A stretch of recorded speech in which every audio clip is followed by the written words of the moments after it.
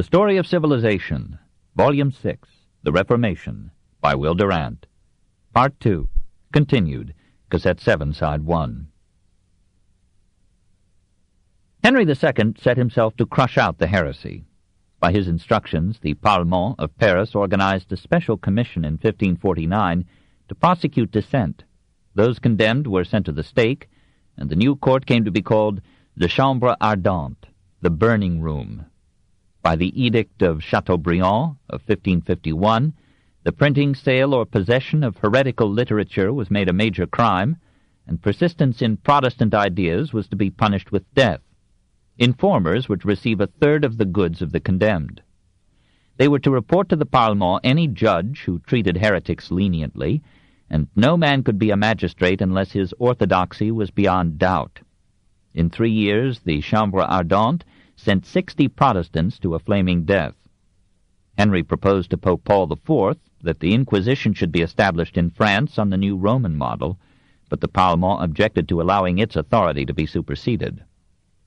One of its members, Anne du Bourg, boldly suggested that all pursuit of heresy should cease until the Council of Trent should complete its definitions of orthodox dogma. Henry had him arrested and vowed to see him burned, but fate cheated the king of this spectacle. For meanwhile he had been lured into renewing the war against the emperor. He could never forgive the long imprisonment of his father, his brother, and himself. He hated Charles with the same intensity with which he loved Diane. When the Lutheran princes made their decisive stand against the emperor for Christ and feudalism, they sought alliance with Henry and invited him to seize Lorraine. So he agreed in the Treaty of Chambord of 1552. In a rapid and well-directed campaign, he took with little trouble Toul, Nancy, Metz, and Verdun. Charles, readier to yield victory to Protestantism in Germany than to the Valois in France, signed a humble peace with the princes at Passau and hurried to besiege the French in Metz. Francis, Duke of Guise, made his reputation there by the skill and pertinacity of his defense. From October 19th to December 26th, 1552, the siege continued. Then Charles, pale, haggard, white-bearded, crippled, withdrew his disheartened troops. "I see very well," he said, "that fortune resembles a woman. She prefers a young king to an old emperor. Before 3 years are up," he added, "I shall turn Cordelier, that is, a Franciscan friar." In 1555-56 he resigned his power in the Netherlands and Spain to his son, signed the Truce of Vaucelles with France, and left for Spain on September 17, 1556. He thought he was bequeathing to Philip a realm at peace, but Henry felt that the situation called for another sally into Italy. Philip had no reputation as a general. He was unexpectedly plunged into war with Pope Paul IV. To Henry the opportunity seemed golden. He sent Guise to take Milan and Naples, and himself prepared to meet Philip on the ancient battlefields of northeastern France. Philip rose to the occasion. He borrowed 1,000,000 ducats from Anton Fugger and charmed Queen Mary of England into the war. At Saint-Quentin, on August 10, 1557, Duke Emmanuel Philibert of Savoy led Philip's combined armies to an overwhelming victory, took Coligny and Montmorency prisoners, and prepared to march upon Paris. The city was in panic. Defense seemed impossible. Henry recalled Guise and his troops from Italy. The Duke crossed France, and by remarkable celerity of movement, surprised and captured Calais in 1558, which England had held since 1348. Philip, hating war and anxious to return to Spain, was readily persuaded to sign the Treaty of Cateau-Cambrésis on April 2, 1559. Henry agreed to stay north of the Alps, and Philip consented to let him keep Lorraine and, over Mary's tears, Calais. Suddenly the two kings became friends. Henry gave his daughter Elizabeth in marriage to Philip, and his sister Marguerite of Berry was pledged to Emmanuel Philibert, who now recovered Savoy. And a stately festival of jousts, banquets, and weddings was arranged. So while cautious Philip remained in Flanders, French, Flemish, and Spanish notables gathered around the royal palace of Les Tournelles in Paris. Lists were fenced off in the Rue Saint-Antoine, with gaily decorated stands and balconies, and all went merry as a wedding bell. On June 22nd, the Duke of Alva, as proxy for Philip, received Elizabeth as new Queen of Spain. Henry, now 40, insisted on entering the tournament. In such jousts, victory was adjudged to the rider who, without being unhorsed, broke 3 lances against the armor of his foe.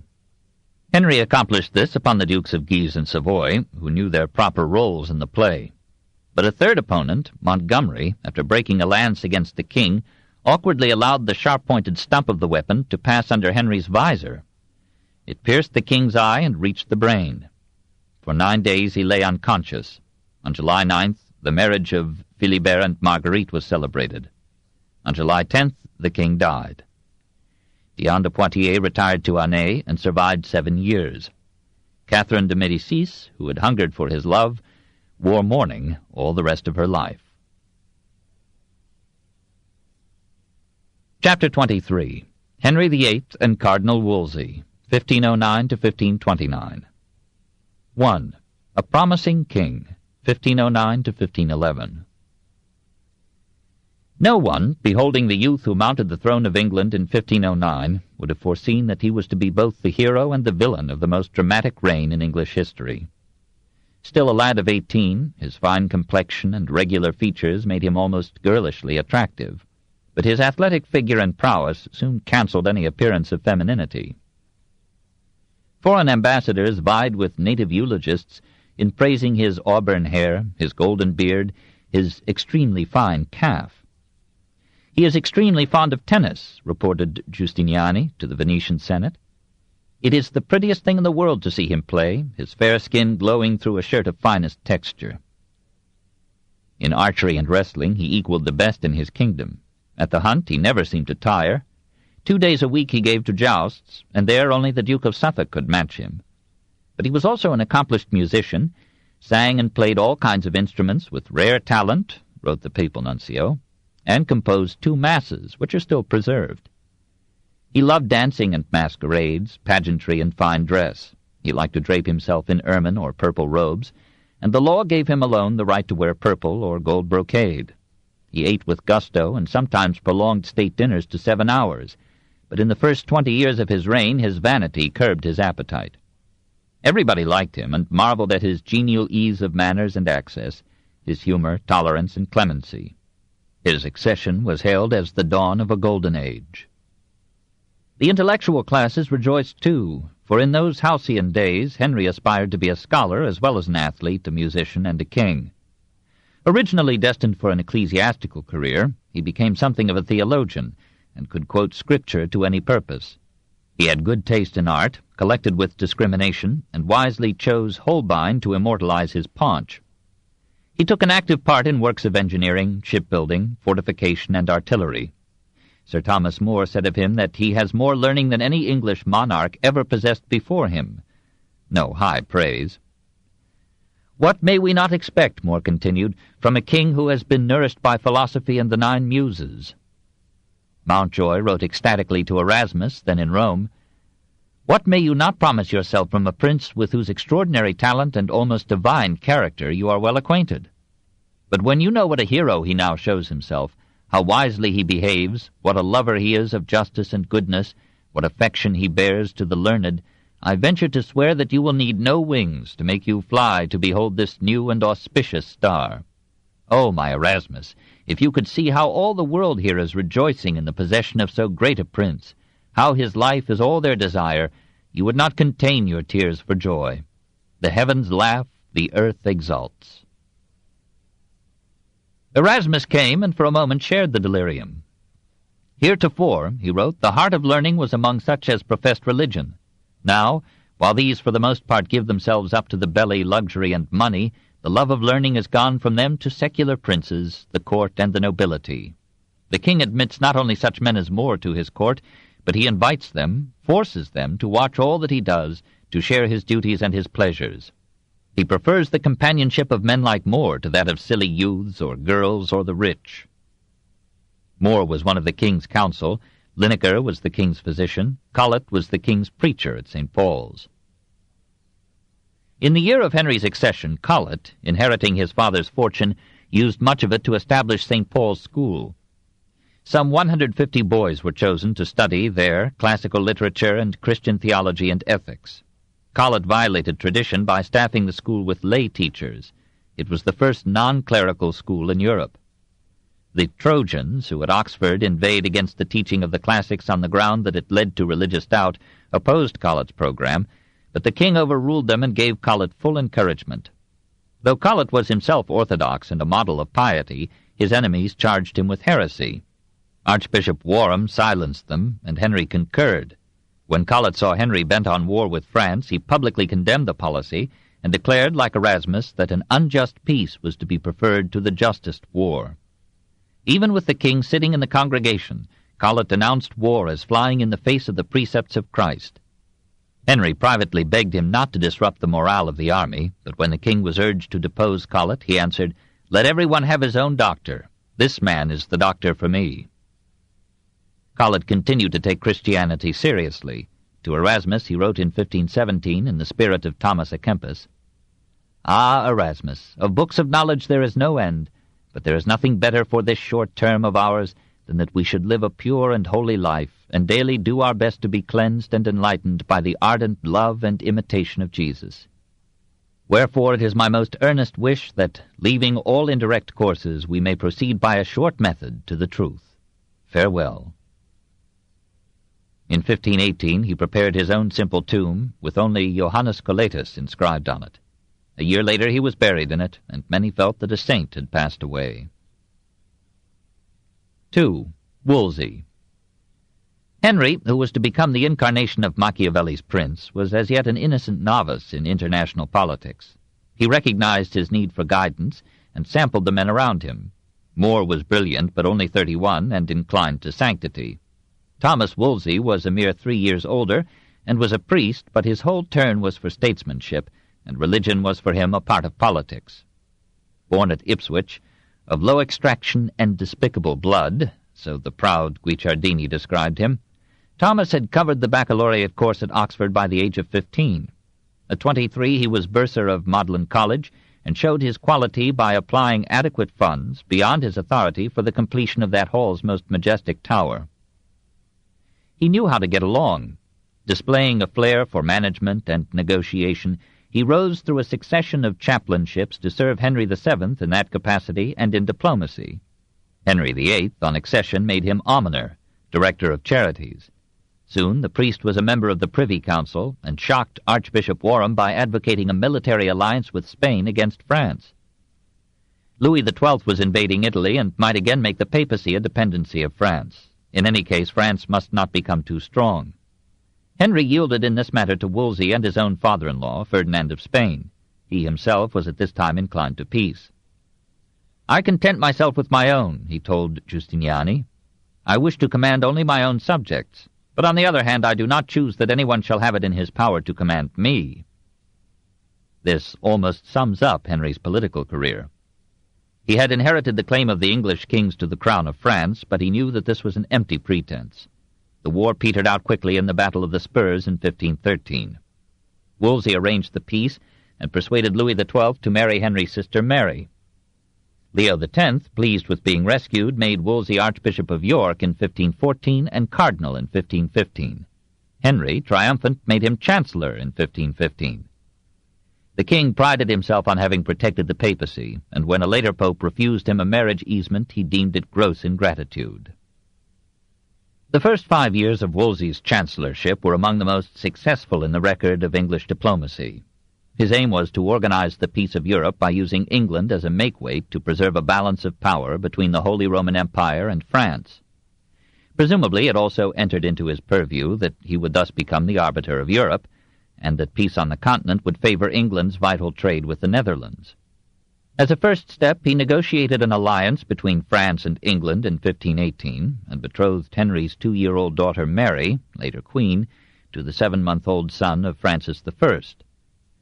Wolsey's taste for lavish entertainment revealed itself when French emissaries came to London to sign the agreements. He feted them in his Westminster Palace with a dinner, the like of which, reported Giustiniani, was never given by Cleopatra or Caligula, the whole banqueting hall being decorated with huge vases of gold and silver. But the worldly cardinal could be forgiven. He was playing for high stakes, and he won. He insisted that the alliance should be open to Emperor Maximilian I, King Charles I of Spain, and Pope Leo X. They were invited to join, they accepted, and Erasmus, More, and Colet thrilled with the hope that an era of peace had dawned for all Western Christendom. Even Wolsey's enemies congratulated him. He took the opportunity to bribe English agents in Rome to secure his appointment as papal legate a latere in Britain. The phrase meant on the side, confidential, and was the highest designation of a papal emissary. Wolsey was now supreme head of the English Church and, with strategic obeisances to Henry, ruler of England. The peace was clouded a year later by the rivalry of Francis I and Charles I for the imperial throne. Even Henry thought of flinging his beret into the ring, but he had no fouguer.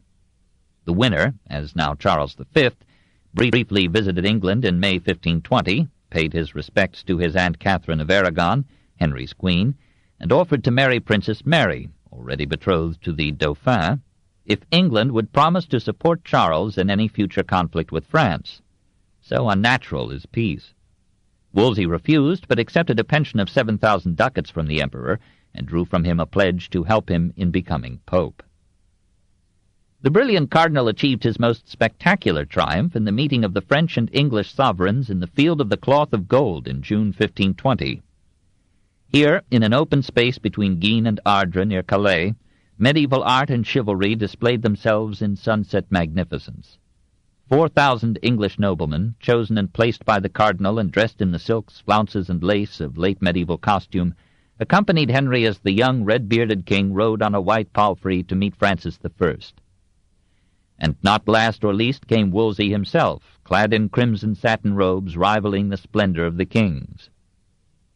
An impromptu palace had been built to receive their majesties, their ladies, and their staffs. A pavilion covered with gold-threaded cloth and hung with costly tapestries shaded the conference and the feasts. A fountain ran wine, and space was cleared for a royal tournament. The political and marital alliance of the two nations was confirmed. The happy monarchs jousted, even wrestled, and Francis risked the peace of Europe by throwing the English king. With characteristic French grace, he repaired his faux pas by going, early one morning, unarmed and with a few unarmed attendants, to visit Henry in the English camp. It was a gesture of friendly trust which Henry understood. The monarchs exchanged precious gifts and solemn vows. In truth, neither could trust the other, for it is a lesson of history that men lie most when they govern states. From 17 days of festivities with Francis, Henry went to 3 days of conference with Charles at Calais in July 1520. There, king and emperor, chaperoned by Wolsey, swore eternal friendship and agreed to proceed no further with their plans to marry into the royal family of France. These separate alliances were a more precarious basis for European peace than the multilateral entente that Wolsey had arranged before Maximilian's death, but it still left England in the position of mediator and, in effect, arbiter, a position far loftier than any that could be based on English wealth or power. Henry was satisfied. To reward his chancellor, he ordered the monks of St. Albans to elect Wolsey as their abbot and dower him with their net revenue, for my Lord Cardinal has sustained many charges in this his voyage. The monks obeyed, and Wolsey's income neared his needs. He was, on a grander scale than most of us, a fluid compound of virtues and faults. He is very handsome, wrote Justiniani, extremely eloquent, of vast ability, and indefatigable. His morals were imperfect. Twice he slipped into illegitimate parentage. These were peccadilloes readily overlooked in that lusty age. But, if we may believe a bishop, the cardinal suffered from the pox. He accepted what might or might not be called bribes, large gifts of money from both Francis and Charles. He kept them bidding against each other with the pensions and benefices that they offered him. These were the courtesies of the time, and the expensive cardinal, who felt that his policies were serving all Europe, felt that all Europe should serve him. Beyond doubt, he loved money and luxury, pomp and power. A large part of his income went to maintain an establishment whose surface extravagance may have been a tool of diplomacy, designed to give foreign ambassadors an exaggerated notion of English resources. Henry paid Wolsey no salary, so that the chancellor had to live and entertain on his ecclesiastical revenues and his pensions from abroad. Even so, we may marvel that he should have required all the income that came to him as holder of 2 rectories, 6 prebends, 1 provostship, as abbot of St. Albans, bishop of Bath and Wells, archbishop of York, administrator of the diocese of Winchester, and a partner of the absentee Italian bishops of Worcester and Salisbury. He disposed of nearly all the major ecclesiastical and political patronage of the realm, and presumably each appointment yielded him a gratuity. A Catholic historian has estimated that Wolsey at his zenith received 1/3 of all the ecclesiastical revenues of England. He was the richest and most powerful subject in the nation. 7 times more powerful than the Pope, thought Giustiniani. He is, said Erasmus, the 2nd king. Only 1 step more remained to be taken, the papacy. Twice Wolsey tried for it, but in that game the wily Charles, ignoring promises, outplayed him. The cardinal believed that ceremony is the cement of power. Force can gain power, but only public habituation can cheaply and peaceably sustain it, and people judge a man's altitude by the ceremony that hedges him in. So in his public and official appearances, Wolsey dressed in the formal splendor that seemed to him advisable in the supreme representative of both Pope and King. Red hat of a cardinal, red gloves, robes of scarlet or crimson taffeta, shoes of silver or gilt inlaid with pearls and precious stones.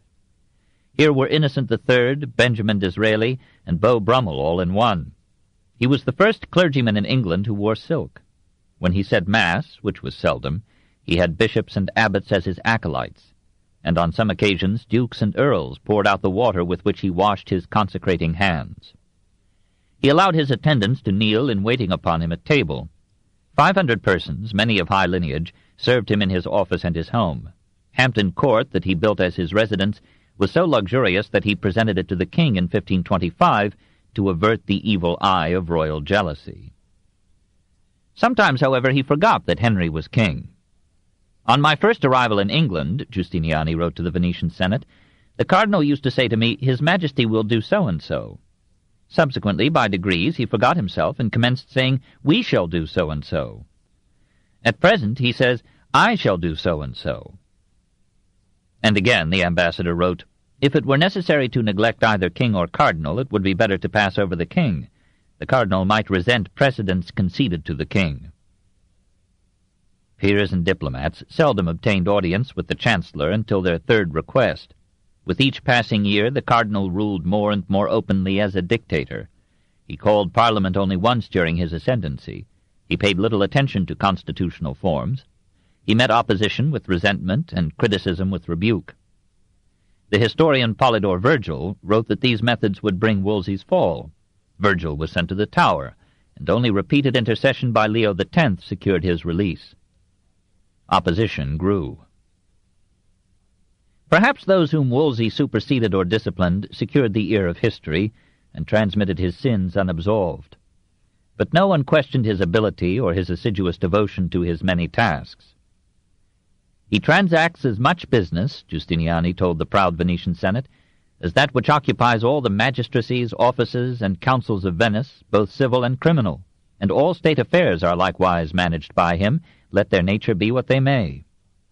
He was loved by the poor and hated by the powerful for his impartial administration of justice. Almost beyond any precedent in English history after Alfred, he opened his court to all who complained of oppression, and he fearlessly punished the guilty, however exalted. He was generous to scholars and artists, and began a religious reform by replacing several monasteries with colleges. He was on the way to a stimulating improvement of English education when all the enemies he had made in the haste of his labors and the myopia of his pride conspired with a royal romance to engineer his fall. 3. Wolsey and the Church. He recognized and largely exemplified the abuses that still survived in the ecclesiastical life of England. Absentee bishops, worldly clergymen, idle monks, and priests snared into parentage. The state, which had so often called for a reform of the Church, was now part cause of the evils, for the bishops were appointed by the kings. Some bishops, like Morton and Warham and Fisher, were men of high character and caliber. Many others were too absorbed in the comforts of prelacy to train their clergy in spiritual fitness as well as financial assiduity. The sexual morality of the curates was probably better than in Germany, but among the 8,000 parishes of England, there were inevitably cases of sacerdotal concubinage, adultery, drunkenness, and crime, enough to make Archbishop Morton say in 1486 that the scandal of their lives imperiled the stability of their order.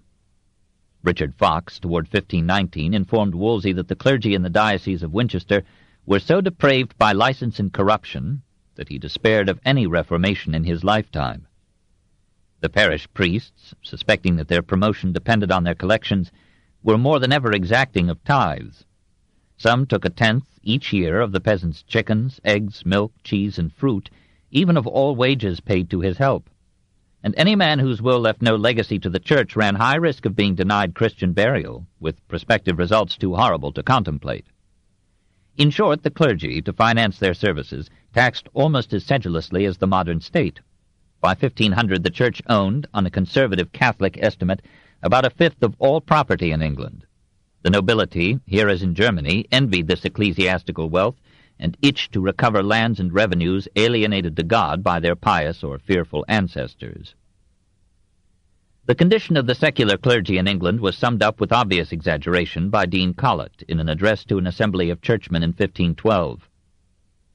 "I wish that at length, mindful of your name and profession, you would consider the reformation of ecclesiastical affairs. For never was it more necessary. For the Church, the spouse of Christ, which he wished to be without spot or wrinkle, is become foul and deformed. As saith Isaiah, the faithful city is become a harlot. And as Jeremiah speaks, she hath committed fornication with many lovers, whereby she hath conceived many seeds of iniquity, and daily bringeth forth the foulest of offspring. Nothing has so disfigured the face of the Church as the secular and worldly living on the part of the clergy.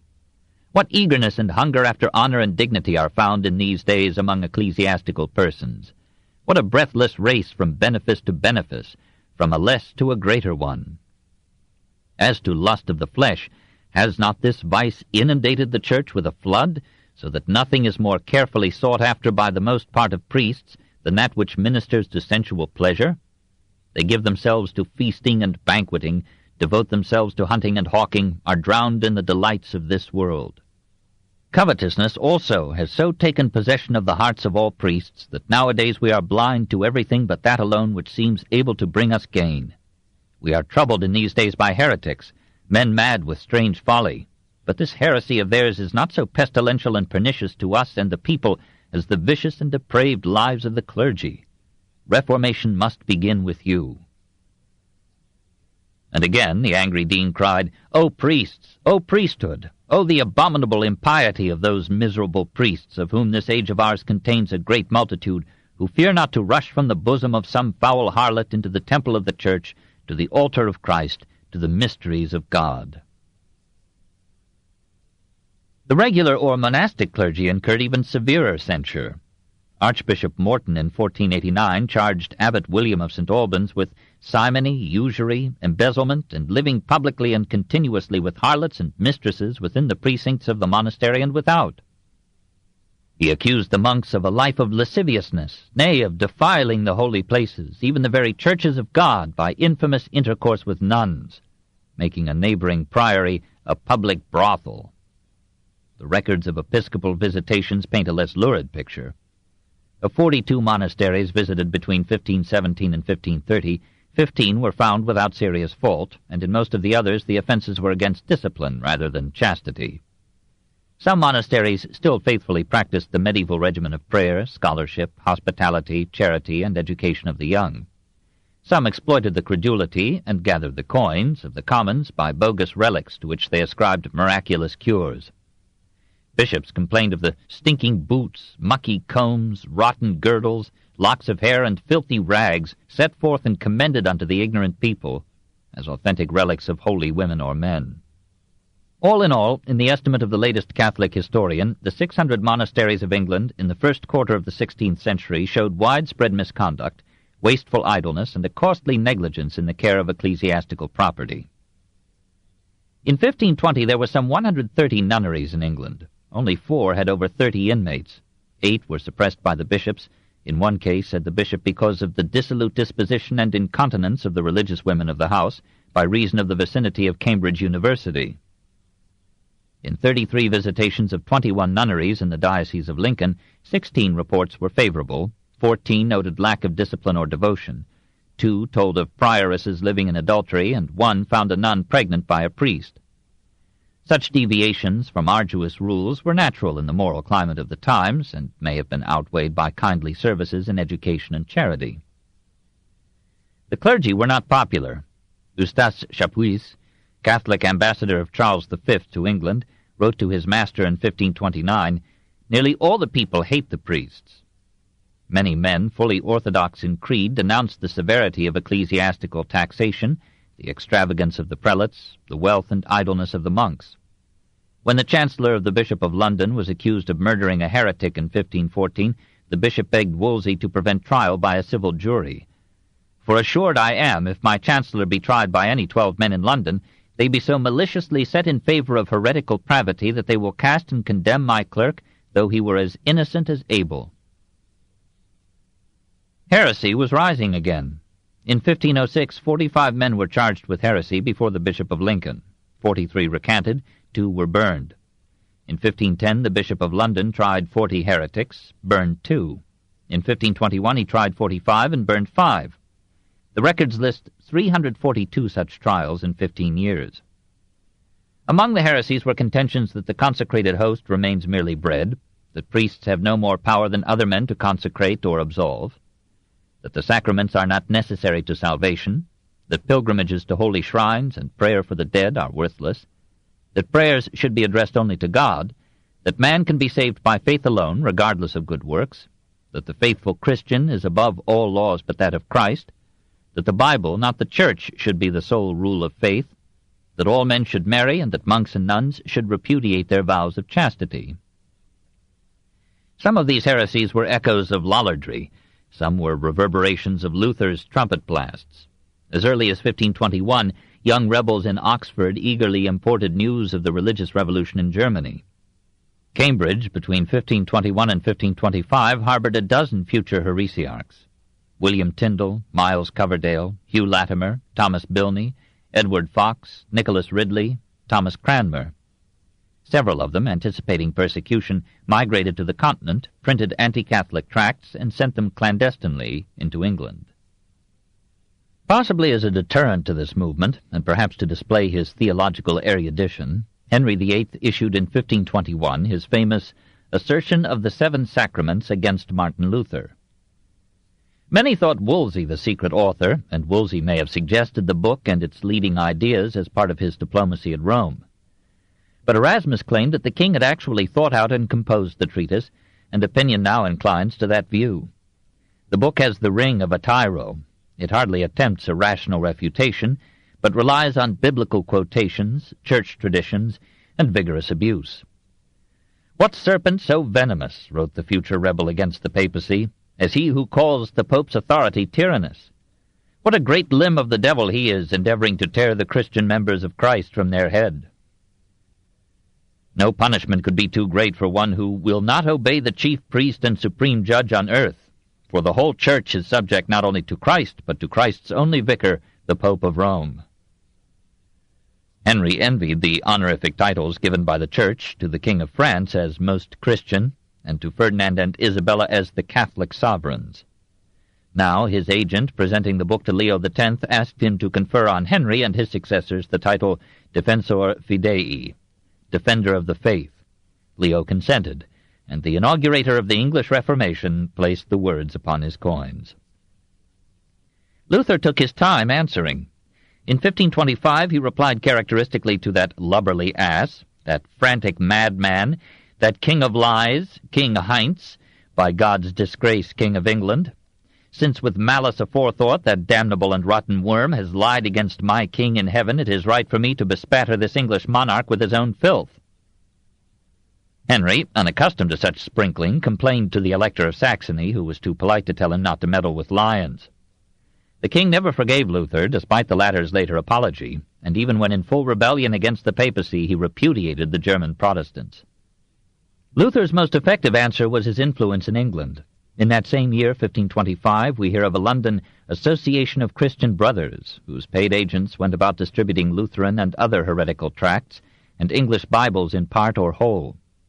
In 1408, Archbishop Arundel, disturbed by the circulation of Wycliffe's version of the Scriptures, had forbidden any vernacular translation without episcopal approval, on the ground that an unauthorized version might misconstrue difficult passages or color the rendering to support a heresy.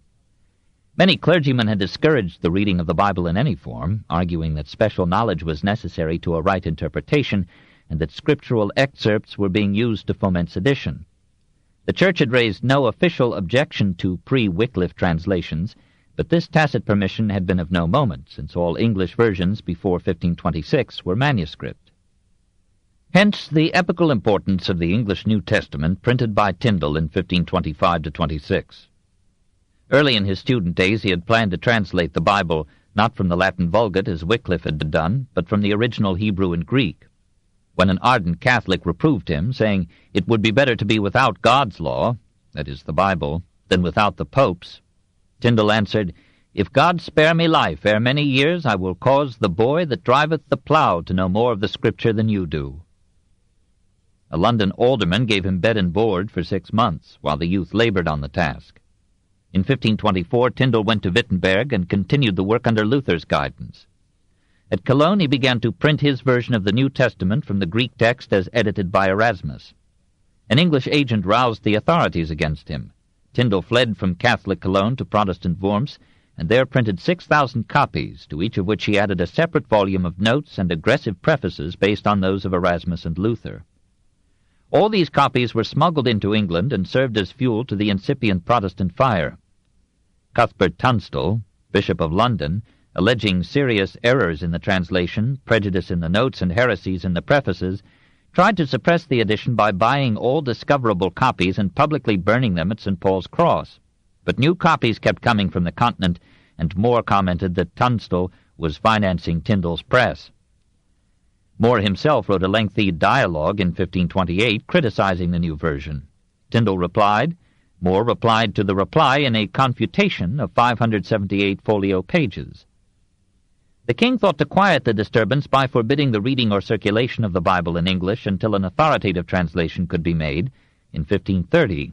Meanwhile, all printing, sale, importation, or possession of heretical works was banned by the government. Wolsey sent orders to arrest Tyndale, but Philip, Landgrave of Hesse, protected the author, and he proceeded at Marburg with his translation of the Pentateuch in 1530. Slowly, by his own labor or under his supervision, most of the Old Testament was rendered into English. But in a careless moment he fell into the hands of imperial officials. He was imprisoned for 16 months at Vilvoorde, near Brussels, and was burned at the stake in 1536, despite the intercession of Thomas Cromwell, minister to Henry VIII. Tradition reports his last words as, "Lord, ope the King of England's eyes."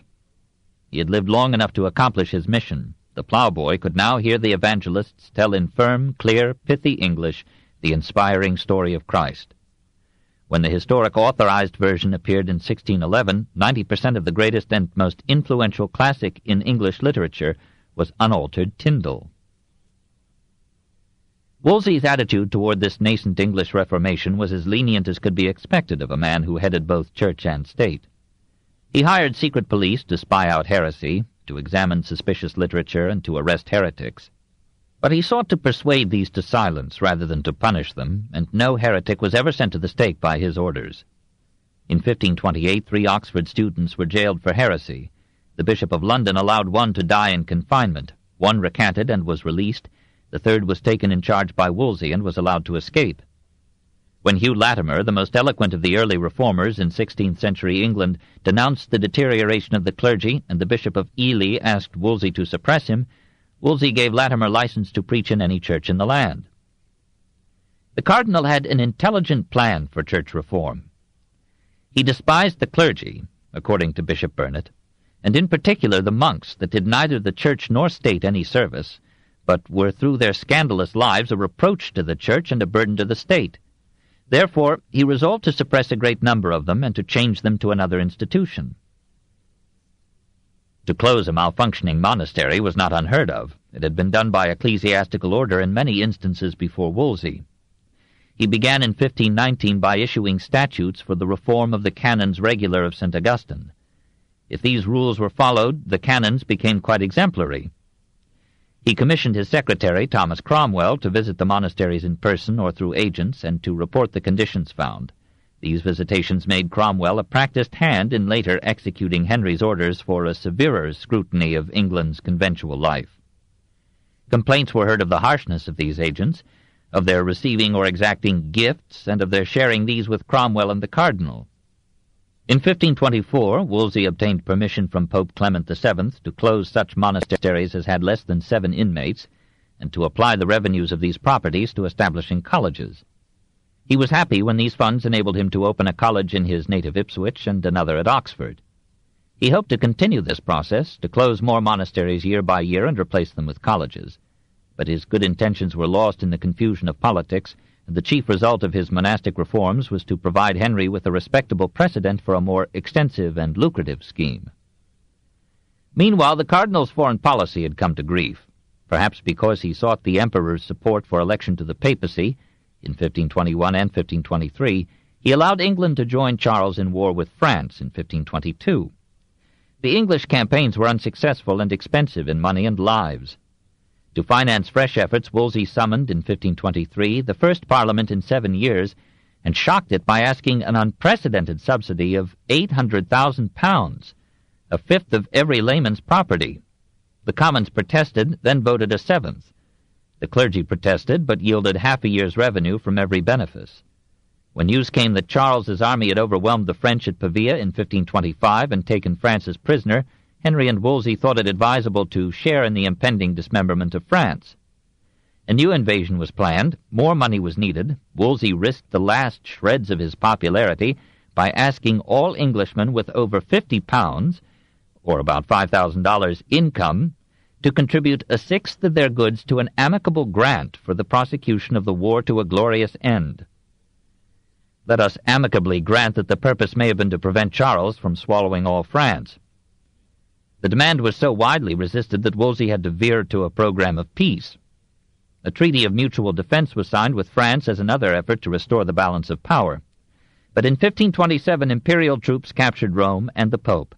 Charles seemed now the invincible master of the continent. Wolsey's policy of check and balance was ruined. In January 1528, England joined France in war against Charles. Now Charles was the nephew of Catherine of Aragon, from whom Henry earnestly desired a divorce, and Clement VII, who could grant it for reasons of state, was in person and policy a captive of Charles. 4. The King's Divorce. Catherine of Aragon, daughter of Ferdinand and Isabella, came to England in 1501, aged 16, and married on November 14th Arthur, aged 15, oldest son of Henry VII. Arthur died on April 2, 1502. It was generally assumed that the marriage had been consummated. The Spanish ambassador dutifully sent proofs thereof to Ferdinand, and Arthur's title, Prince of Wales, was not officially transferred to his younger brother Henry till 2 months after Arthur's death. But Catherine denied the consummation. She had brought with her a dowry of 200,000 ducats, or about $5 million. Loath to let Catherine go back to Spain with these ducats, and anxious to renew a marital alliance with the powerful Ferdinand, Henry VII proposed that Catherine should marry Prince Henry, though she was the lad's elder by 6 years. A biblical passage, Leviticus, chapter 20, verse 21, forbade such a marriage. If a man shall take his brother's wife, it is an unclean thing. They shall be childless. Another passage, however, ruled quite the contrary. If brethren dwell together, and one of them die, and have no child, her husband's brother shall take her to him to wife. Deuteronomy, chapter 25, verse 5. Archbishop Warham condemned the proposed union. Bishop Fox of Winchester defended it if a papal dispensation could be obtained from the impediment of affinity. Henry VII applied for the dispensation. Pope Julius II granted it in 1503. Some canonists questioned, some affirmed the papal power to dispense from a biblical precept, and Julius himself had some doubts. The betrothal, in effect a legal marriage, was made formal in 1503, but as the bridegroom was still only 12, cohabitation was postponed. In 1505, Prince Henry asked to have the marriage annulled as having been forced upon him by his father, but he was prevailed upon to confirm the union as in the interest of England. And in 1509, 6 weeks after his accession, the marriage was publicly celebrated. 7 months later, on January 31st, 1510, Catherine bore her first child, which died at birth. This book is continued at this point on the other side of this cassette. Please reverse or turn the cassette over now.